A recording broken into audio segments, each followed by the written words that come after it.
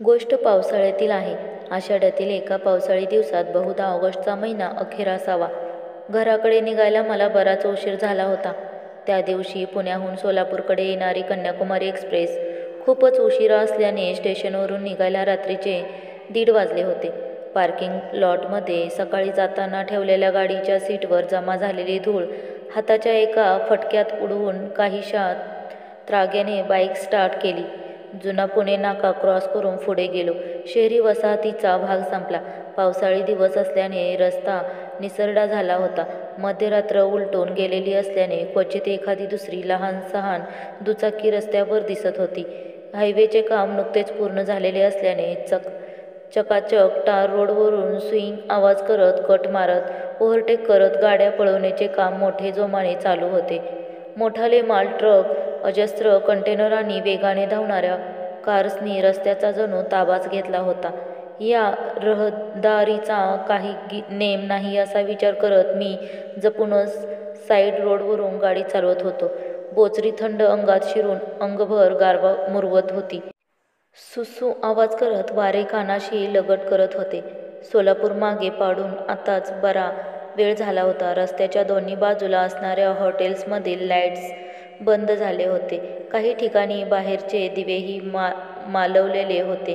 एखादा दुसरा धाबा फिकट पिवळसर उजेडात जाग असल्याची साक्ष पटवून देत होता.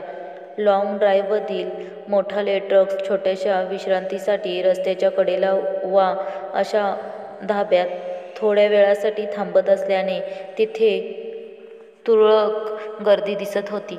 एखाद्या छोट्याशा टपरीवजा चहाच्या ठेल्यावरील भरारा आवाज काढणारा निळ्या-पिवळ्या ज्योतीचा स्टोव्ह आणि त्यावर ठेवलेली जर्मनीची चहाची किटली उगाच लक्ष वेधून घेत होती. अवतीभोवती तोंडाला मफलर गुंडाळून पेंगुळलेल्या झोपेला दूर सारण्याच्या अनिच्छेने 2-4 माणसं हाताची घडी घालून उभी होती. मी इकडे-तिकडे बघण्याचे टाळत पुढे बघून गाडी चालवण्याचा प्रयत्न करत होतो. पण निरीक्षक सवय काही गेल्या मोडत नसल्याने किती जरी टाळले तरी इकडे-तिकडे हटकून लक्ष जात होते. त्या नादात मला लक्षातच आले नाही की एकाकी रहदारी अगदीच आणि रस्ता निर्मनुष्य होत गेला. काही वेळातच गावाकडचा रस्ता लागणार असल्याने मी गाडीचा वेग कमी केला. तोच दूर अंतरावर एक कार रस्त्यावरच उभी असल्याचे लांबून दिसले. शिवाय कारच्या उजव्या बाजूस ड्रायव्हिंग साईडला एक जोडपं उभं होतं. बहुधा त्यांनी मला पाहिलं असावं. ते गाडी थांबवण्यासाठी अंगठ्याची खूण करत होते. दुरून मला काही स्पष्ट दिसले नाही. मात्र जवळ येताच ध्यानात आले की अलिशान पांढरीशुभ्र स्कोडा गाडी अगदी रस्त्यातच उभी होती. तिच्या बाहेर श्रीमंतीच्या खाणाखुणा अंगावर असणार देखणं रुबाबदार मध्यमवयी जोडपं उभं होतं. बहुधा ते बऱ्याच वेळापासून इथे उभे असावेत. त्यांनी माझ्या आधी काहींना विनंती केली असावी, पण कुणी थांबले कसे नाही याचे मला जरा नवल वाटले.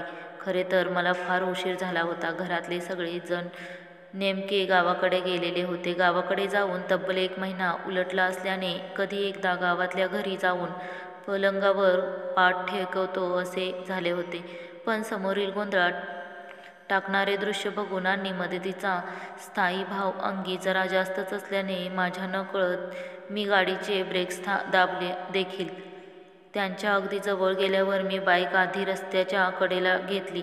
कधी-कधी 12 भानगडी देखील हायवेवर घडत असल्याने अगदी सावधानपणे त्यांना विचारले, "काय झाले सर? काही अडचण? " माझ्या प्रश्नांवर त्यांनी एकमेकांकडे पाहिले. तो पुरुष काही बोलणार त्याआधी ती स्त्रीच बोलली, काही नाही ओ भाऊ, आमची कार बंद पडली. खरे तर आम्ही पुढे गेलो होतो, पण आमच्या मुलांनी हट्ट केल्याने आम्ही पुन्हा मागे फिरलो आहोत. त्यांनी काय सांगितले मला काहीच कळले नाही. माझ्या प्रश्नार्थक चेहऱ्याकडे बघत तो पुरुष उत्तरला, "त्याचे काय झाले? आम्ही मुंबईचे आहोत. आमच्या मुलांना आणि भावाच्या कुटुंबाला सोबत घेऊन आम्ही 2 कारमधून एका कौटुंबिक कार्यक्रमासाठी सोलापूरला आलो होतो. रात्री निघण्यास उशीर झाला. मुले लहान आहेत, त्यांना भूक लागली. मग वाटेत लागणाऱ्या टोल प्लाझापाशी थांबावे अशी त्यांची इच्छा होती. पण नेमके आजच टोल प्लाझावरील हॉटेल बंद होते. मग आम्ही त्यांच्यासाठी पुन्हा मागे फिरून पार्सल आणण्यासाठी मागे वळलो होतो. मुले भावाच्या गाडीत झोपी गेली असतील. त्यांना भूक लागली असेल. भाऊ आणि वहिनी देखील दिवसभराच्या तणावाने थकले असतील. तेही झोपी गेले असतील. त्यांची तरी झोप मोड का करावी म्हणून आम्ही त्यांना कळवले नाही. पण काही वेळात गाडी सुरू झाली नाही तर त्यांना कळवावे लागेलच. होय ना ग. शेवटचे वाक्य बोलताना त्या माणसाचा कंठ दाटून आल्यासारखे वाटले. सगळे एका दमात बोलून झाल्यावर त्यांनी कारचे दार उघडले. 2-3 कॅरीबॅगमध्ये काहीतरी खाद्यपदार्थ होते. डॅशबोर्डमधील ड्रॉवर खोलून त्याने आतील एका नक्षीदार टिफिनमध्ये त्या कॅरीबॅग ठेवल्या. टिफिन माझ्या हाती दिला आणि भावाच्या BMW गाडीचा नंबर सांगितला. टोल प्लाझापाशी गाडी थांबली असेल. त्यांना एवढे पार्सल नेऊन द्या. हो. माझी मुले भुकेलेली असतील. हो. अगदी काकुळतीला येऊन त्या स्त्रीने सांगितले.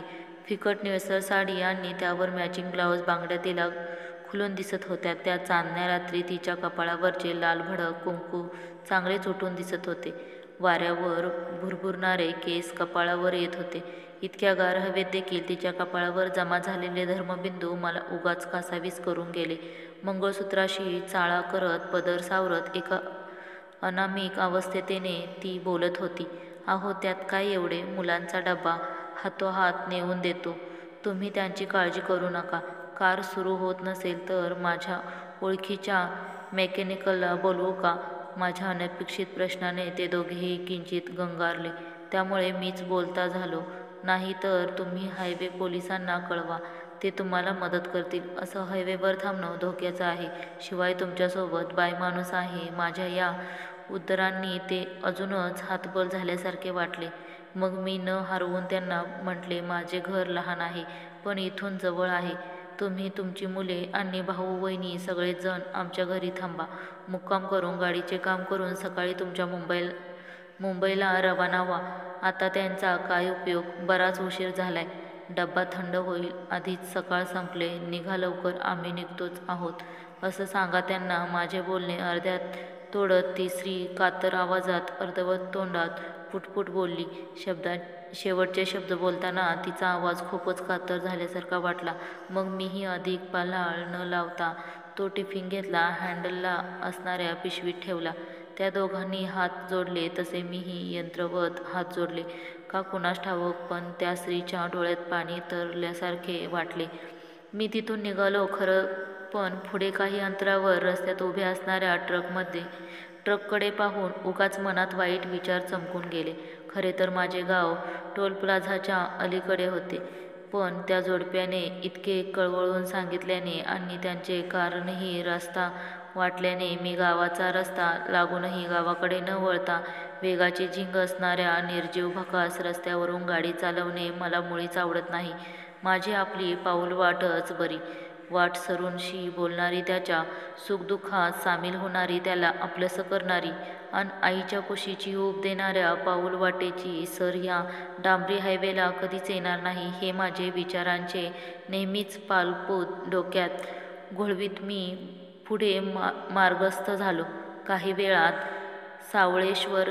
सावळेश्वरचा जवळचा टोल प्लाझा आला. माझ्या गावापुढे असणाऱ्या ह्या गावाचे नाव मला खूप आवडते. सावळेश्वर. श्रीकृष्ण गावचे नाव. साक्षात श्रीकृष्ण. पण टोल प्लाझाजवळ आल्यावर मी जरा चकित झालो. कारण तिथले हॉटेल चालू होते. बाहेरील साईन बोर्डच्या लाईट्स चालू होत्या. हॉटेलच्या आजूबाजूस किंवा विरुद्ध दिशेसही काळ्या रंगाची BMW कार दृष्टीस पडली नाही. मी जरा विचारात पडलो. म्हटले, हेच तिकडे गेले की काय? विचार करत करत हॉटेलबाहेर गाडी उभी केली. हँडलला लावलेली पिशवी हातात घेऊन लगबगीने हॉटेलच्या पायऱ्या चढून ते लोक आत आहेत का ते पाहण्यासाठी डल आत डोकावून पाहिले. पण आत फक्त 1-2 वाट आणि वेळ चुकलेले ग्राहक होते. त्या जोडप्याने सांगितल्यापैकी दुसरे जोडपे वा कुणी लहान मुले नव्हती. कदाचित मी इकडे येत असताना हे लोक विरुद्ध दिशेने माघारी फिरले असतील अशी शक्यता मनात धरून मी इकडे तिकडे नजर फिरवीत उभा राहिलो. तोंडावर झोपेचा नकाशा वागवत जांभया देत एक वेटर कोपऱ्यातल्या टेबलापाशी बसून होता. कॅश काउंटरवरील साहेबराव पेंगेच्या अधीन झाला होता. मी त्यांच्या समोरील बरणीवर हात मारत, अरे साहेबराव, उठ की लेका, अशी जोरदार हाळी देताच तो जरासा दचकून जागा झाला. एक वार त्याने हातातील घड्याळाकडे पाहिले, भिंतीवरील घड्याळाकडे पाहिले आणि मग पहिल्यांदा बघत असल्यागत त्याने मला खालपासून वरपर्यंत निहाळले. माझ्या हातातील पिशवीकडे लक्ष जाताच ते एकदम दक्ष स्थितीत आला. अरे, आत गिऱ्हाईक येऊन बसलंय, वेटर झोपा काढतोय आणि मालक घोरत बसलाय. कसं चालवणार हे हॉटेल? आणि हॉटेल कधी उघडलंस? तासा-2 तासाआधी बंद होतं का? हॉटेल इथं थांबलेली माणसं कुठं गेलीत? की आज रात्री जेवण बनवायचे थांबवलंय? का आपला वस्ताद आला नाही? नेमकं काय झाले आज? का तुला गिऱ्हाईक जादा झाले? माझ्या एकाही प्रश्नाचे उत्तर न देता साहेबराव माझ्या तोंडाकडे मख्ख नजरेने बघत बसला होता. मला जरा रागच आला. अरे घुमाक्यात बघत काय बसलास? बोल की जरा. असं खडसावून देखील त्याने विशेष प्रतिसाद दिला नाही. त्याउलट आतल्या पोऱ्यास माझ्यासाठी कडक चहा ठेवायला सांगितला. आता मात्र मी जरा चमकलो. माझ्याकडे बघत साहेबराव गंभीर चेहरा करत घोगऱ्या आवाजात बोलला, बापू झालं का बोलून? का अजून काही विचारायचे आहे? मी काही सांगू का तुम्हाला? आधी हातातील पिशवी खाली ठेवा. त्याच्या ह्या थंड पवित्र्याने मी सरतच झालो. माझ्या चेहऱ्याला निहाळत साहेबराव बोलता झाला, बापू तुमच्याजवळ कुणी जेवणाच्या पार्सलची पिशवी दिली आहे का? मला जरा आश्चर्य वाटले. पुन्हा मनात आलं की आपल्या आधी किंवा नंतर त्या जोडप्याने आणखी कुणाजवळ पार्सल दिले की काय? बहुधा तसेच झाले असेल. ते पार्सल घेऊन ही मंडळी इथून पुढे गेली असतील. ह्या विचाराने थोडेसे हायवे वाटून मी मान डोलावली. त्यावर साहेबरावांच्या चेहऱ्यावर थोडेसे भीतीचे भाव उमटले. कपाळावर आठ्यांचे जाळे गोळा झाले. घसा खाकरत त्याने पुढचा प्रश्न टाकला, बघू कुठे आहे ती पार्सलची पिशवी? जरा दाखव बर मला. आता ह्याला त्याच्याशी काय असेल बर असा विचार मनात आला. पण पार्सल दाखवाच असे म्हणतोय तर त्याला दाखवायलाच काय हरकत असा विचार करत मी पिशवीत हात घातला आणि दचकलो. त्या जोडप्याने दिलेला टिफिनचा डबा जागेवर नव्हताच. म्हटलं वाटेत डबा पडला की काय? मग डबा पडल्याचा आवाज कसा काय आला नाही? मग डबा गेला कुठे? मी पिशवीत वरपासून खालीपर्यंत हात घालून चापचू लागलो. एक एक करून पिशवीतले सगळे साहित्य बाहेर काढले, पण तो टिफिन काही जागेवर नव्हता. मनात विचार आला, समजा ते लोक इथे आले तर काय उत्तर द्यायचे? त्या जोडप्याचे भाऊ वहिनी आपल्याला शोधायला पुढे मागे गेले असतील आणि ते आत्ता कशी क्षणात इथे आले तर काय करायचे? त्या भुकेल्या लहान जीवांनी आईबाबांनी पाठवलेल्या पार्सलमधील चीजवस्तू खायला मागितल्या तर काय करायचे? ह्या सगळ्या विवंचना माझ्या चेहऱ्यावर साफ झळकल्या असाव्यात. त्यामुळेच की काय साहेबराव अगदी शांतपणे माझ्याकडे बघत होते. माझ्या अवस्थेला निरखत तो जड आवाजात बोलला, बापू तुमच्याकडे कुठला टिफिन कुणी दिलेलाच नाही. हा एक भास आहे. मागील 10 दिवसांपासून हे असंच चालू आहे. रोज अपरात्री कुणी ना कुणी येतो आणि त्यांनी दिलेली टिफिन घ्या म्हणतो, पण हाती काहीच नसते. साहेबरावांच्या ह्या खुलाशाने मी भेदरून गेलो. त्याला म्हटलं, अरे असे कसे काय शक्य आहे? भास कसे म्हणतोस तू? मी तर त्याच्याशी काही वेळापूर्वीच बोलून आलो आहे. तेही थोड्या वेळात येतीलच. असे वाक्य अर्ध्यात तोडत साहेबराव बोलला, आपले हॉटेल बंद आहे. काळ्या रंगाच्या BMW त्यांचे भाऊ आणि बहिणी इथे टोल प्लाझापाशी बाहेर कार थांबवून उभे आहेत. त्यांच्यासोबत 2 लहान मुलं आहेत. ते मुंबईहून सोलापूरला कौटुंबिक कार्यक्रमासाठी आले होते. निघायला उशीर झाला होता. मुलांना भूक लागली. मग टोल प्लाझावरील हॉटेल बंद असल्याने मुले भावाच्या गाडीत ठेवून ते पार्सल आणायला माघारी फिरले. काही अंतरावरील धाब्यावर गेले. पार्सल घेतले. धाब्यापासून काही अंतर जाताच रस्त्याच्या मधोमध त्यांची गाडी बंद पडली. त्यांनी गाडी चालू करण्याचा प्रयत्न केला, पण गाडी सुरू होत नव्हती. भाऊ आणि बहिणी झोपले असतील म्हणून त्यांनी त्यांना फोन केला नाही. आता सुरू होईल, मग सुरू होईल म्हणून हायवे पोलिसांना कळवले नाही. गाडी सुरू होईपर्यंत पार्सल कोणाजवळ तरी पुढे पाठवून द्यावे म्हणून त्यांनी एखादा वाटसरू दिसतो का हे पाहण्यास सुरुवात केली आणि तुम्ही त्यांच्या नजरेस पडलात. तुम्हाला बघून त्यांनी अंगठ्याने गाडी थांबवण्याची खूण केली. इतक्या रात्री काय झाले असेल हा विचार करत तुम्ही आपसूक गाडी थांबवलीत. त्याच्याशी बोलून झाल्यावर त्यांनी एका नक्षीदार टिफिनमध्ये ते पार्सल घालून दिले. ते घेऊन तुम्ही पुढे निघून आलात. इथे येऊन चकित झालात, कारण इथे तर कुणीच नाही. साहेबराव एका दमात एका लाईत सांगत गेला आणि वाचलेल्या चेहऱ्याने त्याच्याकडे निगमूढ होऊन बघत त्याचे बोलणे ऐकत राहिलो. त्यावर काय बोलावे हे मला सुचलेच नाही. जणू मी तिथून गेलो होतो. बापू, तुम्हाला प्रश्न पडला असेल की हे सगळं मला कसे काय ठाऊक? साहेबराव मला काहीतरी विचारत होता आणि माझे त्याच्या बोलण्याकडे लक्ष नव्हते. नेमके काय झाले आहे हेच मला कळत नव्हते. इतक्यात गरमागरम वाफाळता चॉकलेटी चहा आला. साहेबरावाने वेटरला तिथून जाण्यास हातानेच खुणावले. घरून आणलेली कॅश काउंटरच्या खाली ठेवलेली पाण्याची बाटली त्याने वर ढकलली. एका ग्लासात पाणी ओतून ग्लास माझ्याकडे सरकावत त्याने हलकेच माझ्या खांद्यावर थोपटले. बापू, चहा घ्या, थंड होतोय. हवेत जरा गारवा आहे. मी सगळं सांगतो तुम्हाला. आधी जरा चहा तरी घ्या. त्याच्या उद्राने मी जरा भानावर आलो. मनगटातील घड्याळाकडे बघितले. 2:30 वाजून गेले होते. इतक्या रात्री मी कधीच चहा प्यायलो नव्हतो. ती रात्र मला अपवाद होती. बाहेर येऊन तोंडावर पाण्याचे 2 सपकारे मारले. आत वॉशबेसिन असूनही मी तोंड धुण्यास बाहेर आलो नव्हतो.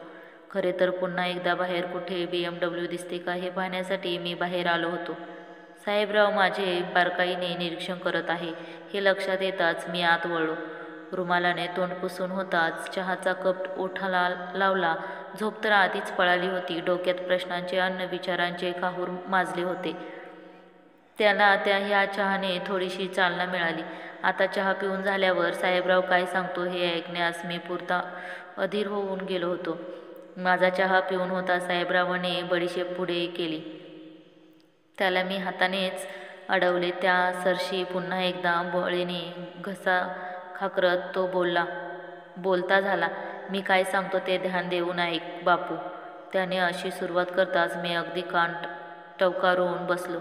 कदाचित तुम्हाला माहिती नसेल किंवा तुम्ही गावात नसल्यामुळे तुमच्या कानावर आले नसेल. 10 दिवसांपूर्वी आपल्या आत्मशांती धाब्यापाशी एक अपघात झाला. माझ्या अंगावर आता शहारे आले होते. साहेबराव पुढे सांगत होता त्या दिवशी रात्री बहुधा 11:30-12ची वेळ असावी. आपल्या हायवेला एक 12 चाकी ट्रक रस्त्याच्या मधोमध बंद पडला होता. त्याने हायवे पोलिसांना क्रेनसाठी कळवले होते, पण क्रेन येण्यास काही अवधी तर लागतोच ना. मी यंत्रवण मान डोलावली तर क्रेन येण्यापूर्वी चाकाखाली ठेवण्यासाठी रस्त्याच्या कडेला असणारे दगड गोळा करण्यासाठी व झाडाचे काटे तोडून ट्रकच्या कडेने करण्यासाठी ड्रायव्हर क्लीनर ट्रकमधून उतरून थेट रस्त्याच्या कडेला गेला. त्यानंतर काही क्षणातच रस्त्याच्या मधोमध बंद पडलेल्या माल ट्रकचा अंदाज न असल्याने पांढऱ्या रंगाची एक अलिशान स्कोडा गाडी त्या ट्रकला वेगाने येऊन धडकली. टक्कर इतकी जोरात होती की स्कोडा गाडी ट्रकच्या चेसीखाली जाऊन अडकली. साहेबरावच्या ह्या वाक्याने माझ्या काळजाचे ठोके चुकले. कारमध्ये पुढच्या सीटवर सोलापूरहून मुंबईच्या दिशेने जाणारे मोहिते दाम्पत्य जागीच ठार झाले. त्या दिवशी मी सासरवाडीला गेलो होतो. वस्तादपणा सुट्टीवर होता. शिवाय पावसाळी दिवस असल्याने हॉटेल बंदच ठेवलेले होते. त्यामुळे मी काही त्या लोकांना बघू शकलो नाही.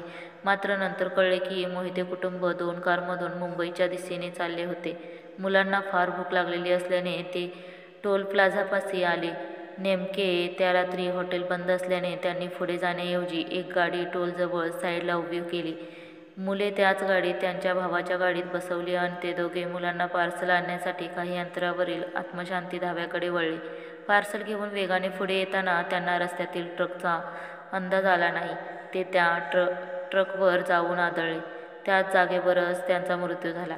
कारमधील हायवे फुगे काय म्हणतात ते देखील उघडले नव्हते. गाडी इतक्या जोरात आदळली की हायवेचा दाब बसून पुढची दोन्ही दारे तुकडे होऊन उडाली होती. साहेबराव वर्णन करून सांगत होता आणि मी मेंदू गोठवल्यागत ऐकत बसलो होतो. काही वेळापूर्वी आपण ज्याच्याशी बोललो, ज्यांना पाहिले, त्यांच्याकडून एक डब्बा घेतला, ती खरी माणसे नव्हती. आपण जिथं थांबलो होतो ती गाडी देखील खरी नव्हती. तो सगळा एक आभास होता. या विचाराने माझ्या अंगावर थरारून काटा आला. त्या दिवसापासून रोज रात्री एक का होईना मोटारसायकलवाला इथं आपल्या हॉटेलवर येतो आणि गाडीतल्या जोडप्याने न दिलेले टिफिन देण्याचा प्रयत्न करतो. इथल्या त्या नातेवाईकांना शोधण्याचा प्रयत्न करतो. मग सत्य एकदा चक्रावून जातो. मला तर कळेनासे झाले की असे किती दिवस चालणार. भीतीने कुणी मरून जाऊ नये म्हणजे मिळवलेले. साहेबराव बोलतच होता. मग पुढे काय झाले? त्याची बोलण्याची तार अर्ध्यातच तोडून मी त्याला विचारले, मग काय होणार? त्याच्या अपघातानंतर काही क्षणात ट्रकच्या ड्रायव्हरने पोलिसांना कळवले. क्रेनसोबत घेऊन पोलीस तिथे आले. त्यांच्या खिशातील मोबाईलवरून फोनद्वारे टोल प्लाझाजवळ थांबलेल्या त्यांच्या भावाशी संपर्क झाला. पंचनामा झाल्यावर दुसऱ्या दिवशी पोस्टमॉर्टमसह सर्व पोस्टकार पार पडले. त्यानंतर त्यांचा अंत्यविधी त्यांच्या मूळ गावी पार पडला. इथवरची माहिती माझ्याकडे आहे. आता जास्त विचार न करता बापू सरळ घरी जावा. गाडी सावकाश चालवा की कुणाल सोबत देऊ? असं साहेबराव विचारतच माझी विचारांची तंद्री भंगली. सोबत कुणी नको, एकट्यानेच व्यवस्थित जातो असे सांगून मी काही वेळ तिथेच रेंगाळून तिथून काढता पाय घेतला. काही वेळात घरी पोचलो. अंथरुणावर अंग टाकले खरे, पण चित्त स्थिर नव्हते. डोळ्यापुढून ते जोडपे जात नव्हते. त्या जोडप्याचा आवाज कातरल्यासारखा का वाटत होता? त्या महिलेच्या डोळ्यात पाणी आल्यासारखे का वाटत असावे हे सर्व आता लक्षात आले. पण राहून राहून एकच प्रश्न मनात येत होता की त्यांना भेटणाऱ्या व्यक्तीस अडवून ते टिफिन का देत असावेत? त्यांना काही सांगायचे किंवा सुचवायचे असेल का? हा प्रश्न काळजात घर करून राहिला. सकाळी उठल्यावर घरातील सर्व लोकांना हा प्रसंग सांगितला तर भुताटकी झाली वा भानामती झाली. असले काहीतरी थोतांड सुरू होईल या हेतूने मी गप्प बसणे पसंत केले. सकाळची कामे आटपून काही त्रोटक भेटीगाठी घेऊन रात्री माझ्यासोबत ज्या ठिकाणी ती घटना घडली होती तिथेच कूच केले. काही वेळातच तिथे पोहोचलो. शाळकरी मुलांना घेऊन जाणाऱ्या टमटम रिक्षा, मालवाहतुकीची वाहने आणि एस.टी. बसेस, सिटी बसेसची बऱ्यापैकी वर्दळ होती. थोडीशी थंड हवा अंगाला झोंबत होती. वाटेने भेटणाऱ्या परिचितांचा रामराम स्वीकारत त्या ठिकाणी पोहोचलो. रस्त्याच्या कडेला गाडी लावताच मी हादरलो, कारण रात्रीच्या अंधारात रस्त्याच्या बाजूला शेतात नेऊन टाकलेली अपघातग्रस्त कारकडे माझे लक्ष गेलेच नव्हते. ती गाडी अद्याप तिथेच चक्काचूर झालेल्या अवस्थेत होती. मी कुतूहल म्हणून गाडीजवळ गेलो. कारच्या बॅनेटचा सर्वनाश झाला होता. पुढचे सीट पूर्ण चेमटून गेले होते. काचाचा चुरा आत पडून होता. मागचे दरवाजे दाबून गेलेल्या अवस्थेत होते. पुढच्या दाराचे तुकडे तिथेच गोळा करून टाकलेले होते. पुढच्या सीटच्या सांधीत निळसर बांगड्यांचे काही बारीक तुकडे पडून होते, ज्यांचा माझे मन शोध घेत होते. अशी एक वस्तू तिथेच आसपास असायला हवी होती असे मला राहून राहून वाटत होते. अपघात झाला त्या क्षणी या दोघांच्या मनात काय विचार आले असतील? त्यांचा जीव जाताना त्यांना काय वाटले असेल? त्या दिवशी जर साहेबरावांचे हॉटेल बंद नसते तर? असे तरचे अनेक प्रश्न मनात चमकून गेले आणि एका दूरवरूनच चकाकणाऱ्या एका वस्तूकडे बघून मी थक्क झालो. दुरून चकाकणारी ती वस्तू म्हणजे काल रात्री माझ्या हाती दिलेल्या टिफिनची कार्बन कॉफी होती. म्हटलं असतं तरी चाललं असतं. मी जवळ जाऊन पाहिलं तर तो काल रात्री माझ्या हाती दिलेल्या नक्षीदार टिफिनसारखाच 2 ताळी चपटा डबा होता. डबा उघडून पाहिला तर उग्र आंबूस वासाचा भपकारा नाकात घुसला. डब्यातील अन्न कुजून गेले होते. पिटल्यामुळे त्यांची दुर्गंध बाहेर पडली. अपघात घडला त्या क्षणी बहुधा हा डबा त्या अभागी स्त्रीच्या हाती असावा, कारण अपघात होताच अजस्त्र वायुदाबामुळे तिच्या बाजूचे दार उघडे होऊन उघडून पडले होते. तिला जोराचा धक्का बसला असावा आणि निमिषार्धात तिच्या हाताला डबा उडून गेला असावा. लांबून फेकला गेला असल्याने तो कलंडून शेतात माळा व झुडपात पडला होता. त्यामुळे त्याच्याकडे कोणाचे लक्ष गेले नसणार. आता मला माझ्या प्रश्नाचे उत्तर सापडले होते. दुपारी तालुका पोलीस स्टेशनमध्ये फोन करून मृत मोहित यांच्या भावांचा मोबाईल नंबर घेतला. त्यांना संपर्क साधला. ते बोलण्याच्या अवस्थेत नव्हते, पण त्यांना महत्त्वाचे बोलायचे आहे असे सांगून मागील 10 दिवसांपासून हायवेवर घडणाऱ्या घटनेबाबत थोडक्यात माहिती दिली. माझा अनुभवही सांगितला. ते ऐकून त्यांना अश्रू अनावर झाले. ते लहान मुलांसारखे रडू लागले. मी त्यांना विनंती केली की त्या सर्वांनी जमल्यास दुसऱ्याच दिवशी अपघातस्थळी यावे. आई बापा विना पोरगी झालेली ती मुलेही सोबत आणावीत असं त्यांना कळवळून सांगितलं. माझ्या सांगण्यावर त्यांनी विश्वास ठेवून त्यांनी दुसऱ्याच दिवशी येण्याचे कबूल केले. जवळ आल्यावर मला फोन करा असे सांगून मी त्यांना माझा मोबाईल नंबर दिला. ठरवल्याप्रमाणे दुसऱ्याच दिवशी भर दुपारी त्यांचा मला फोन आला. मी त्यांना इकडे तिकडे न बोलवता थेट त्या अपघात घडलेल्या ठिकाणी बोलवले. आधी त्यांनी मुलांसाठी आढेवेढे घेतले, पण मी खूप मिनवाऱ्या केल्या. मुलांसह तिथे यायला ते राजी झाले. काळ्या BMW मधून ते त्या ठिकाणी दाखल झाले. रस्त्याच्या एकदम कडेला ते गाडीतून खाली उतरताच मी पुढे होऊन त्यांना नमस्कार करून माझी ओळख करून दिली. ते दोघे पती-पत्नी उतरल्याचे हृदयाने सैरभर नजरेने इकडे तिकडे पाहत होते. मुले मात्र गाडीतच बसून होती. बहुतेक कारच्या दरवाजाला असणाऱ्या फिकट काळसर काचा आडून ते अपघातग्रस्त कारकडे पाहत असावेत. मोहिते दाम्पत्याने आपल्या लहान भावाच्या चक्काचूर झालेल्या कारकडे पाहिले आणि त्यांचे डोळे वाहू लागले. ते सावकाशपणे यंत्रवत चालवत कारजवळ गेले. कारच्या भग्न अवशेषावरून हात फिरवताना जणू त्यांना आपल्या लहान भावाच्या पाठीवरून हात फिरवत असल्याचे वाटत होते. मोहिते वहिनींनी मात्र आपल्या भावनांचा बांध खुला केला. कारजवळ येताच त्या ओक्साबोक्शी रडू लागल्या. काही मिनिटात वातावरण गंभीर झालं होतं. नकळत माझेही डोळे पाणावले. शेवटी काही वेळ तसाच निशब्द गेला. मी त्यांच्या जवळ गेलो. जणू काही खूप जुनी ओळख असावी अशा पद्धतीने त्यांच्या पाठीवर हलकेच थापटले. तोवर त्यांनी स्वतःला सावरले.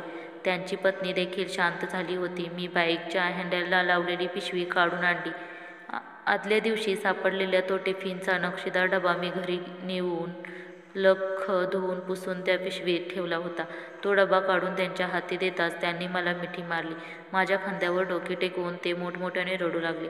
त्यांचा आवाज ऐकून गाडीत बसलेली मुले कावरीबावरी होऊन बाहेर आली. आपल्या काकांच्या हातातील टिफिनकडे त्यांचे लक्ष जाताच आई-बाबांचा त्यांनी आर्त आक्रोश सुरू केला. मोहिते वहिनी त्यांना मुलांच्या जवळ गेल्या. ती मुले त्यांना अलगद बिलगली आणि सगळे कुटुंब शोककल्लोळात बुडून गेले. काही वेळाने सगळे सावरले. मुलांच्या मनातील मळभ रिते झाले होते. त्या सगळ्यांना घरी घेऊन गेलो. छोटासा पाहुणचार आटोपून पुन्हा भेटण्याच्या शर्तीवर ते मुंबईच्या दिशेने रवाना झाले. जाताना मुलांनी बापू काका बाय बाय असे म्हणत हलवलेले ते चिमुकले हात डोळ्यांच्या पाऱ्यात रुतून बसले.